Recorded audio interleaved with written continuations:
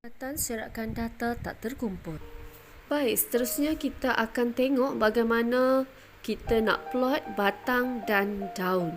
Okey, di mana standard pembelajaran awak dapat membanding dan mentafsir serakan dua atau lebih set data berdasarkan plot batang dan daun dan plot titik dan seterusnya membuat kesimpulan. Okey, cikgu ada contoh di sini. Cikgu ada set data di sini yang cikgu collect daripada buku teks ni. Cikgu ambil, dia kata markah yang diperoleh sekumpulan 36 orang murid dalam satu ujian prinsip akaun. Okey, so 36 orang murid ini data mentah dia. Okey, jadi bila kita nak plot batang dan daun, kita buat jadual sebegini. Okey, bila awak buat jadual sebegini, awak tulis batang satu untuk kolom belah kiri, kolom sebelah kanan awak tulis daun. Okey, data kita data puluh kan, data nombor puluh.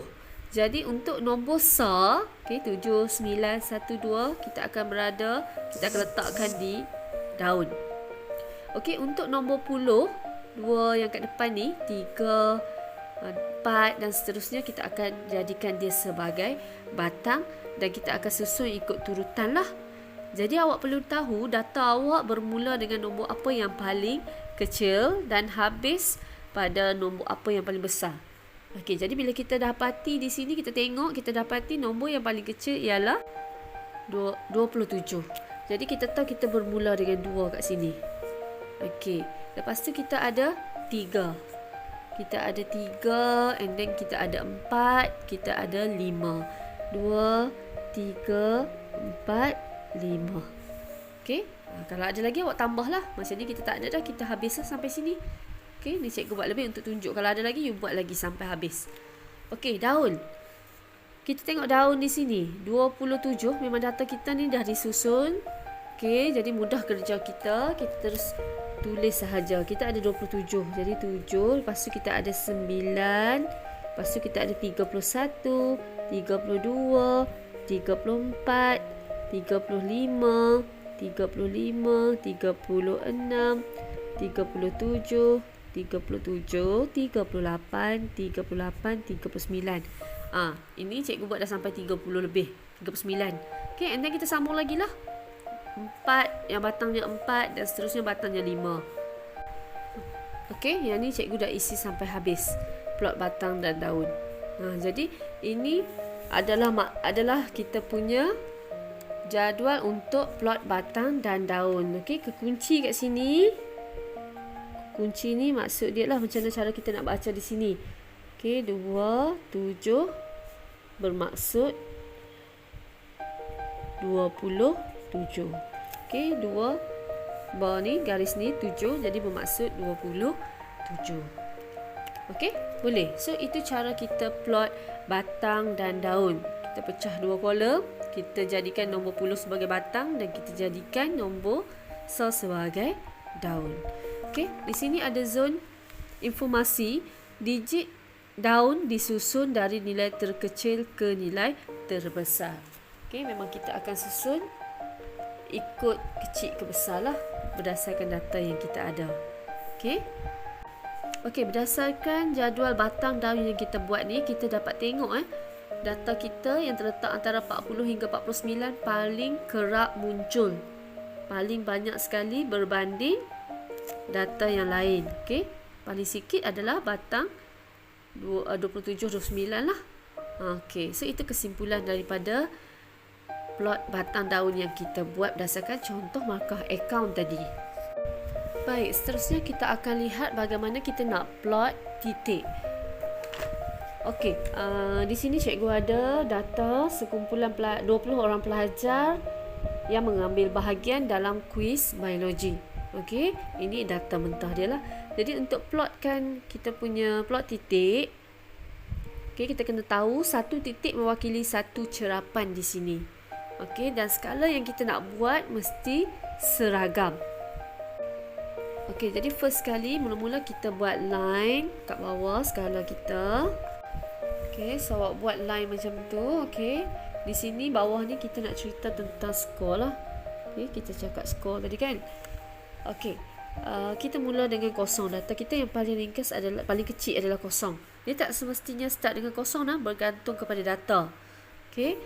Jadi kat sini sebab data kita kosong, jadi cikgu start dengan kosong lah. 1, 2, 3, 4, 5, 6. Okey, sampai mana ni? Tengok data lah. Data kita yang paling besar 8. Jadi kita boleh guna sampai 8. Kita guna sampai 8 dan kita boleh guna 10-10 lah dalam kertas graf kita. Ikut awak punya graf tu muat tak muat. Kalau tak muat besar-besar, buat kecil-kecil 5-5. Boleh. Okay, dia depends pada kita lah dan tak diberikan skala. Jadi kita sendiri yang create skala itu. Okay, jadi bagaimana kita nak buat graf titik? Yang pertama, data kita kosong. Jadi kosong, yang pertama kosong, kita pun buh kosong. Okay, buh kosong. Okay, yang ni cikgu nak bubuh selang 5 boleh, selang 10 boleh. Okay, jadi cikgu nak selang 10. Okey, kosong. Lepas tu kita ada data yang kedua adalah 2. Okey, data kedua adalah 2. Seterusnya 4. Lepas tu kita ada 7. 7 kat sini 7.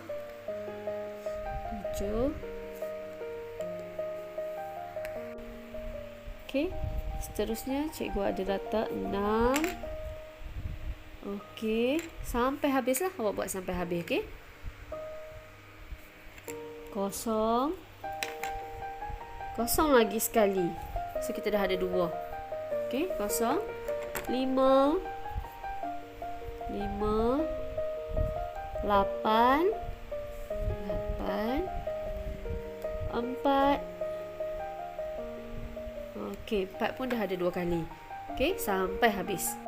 Okey, jadi cikgu dah plot habis dah. Semua data mentah cikgu menjadi plot titik. Okey, jadi plot titik ni kita dapat tengok dia mesti menggunakan skala yang seragam. Okey, kalau kita selang 10 kotak, kita semua pun selang 10 lah. Kalau kita selang 5, semua kena 5. Okey, dan setiap titik dia ni pun kena seragam jarak dia. Okey.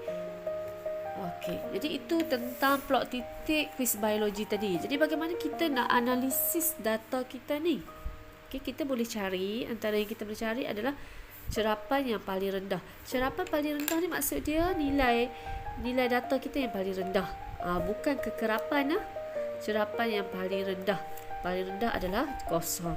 Cerapan paling tinggi pula, yang paling tinggi data kita dapat adalah 8. Okey. Bagaimana pula dengan cerapan yang paling banyak? Paling banyak maknanya paling kerap muncul. Kita dapat tengok cerapan 7 ada 4 kali. Maknanya dia lebih banyak daripada yang lain. Jadi cerapan paling banyak ialah 7. Okey. So itu contoh kita cari. Kita analisis plot titik kita.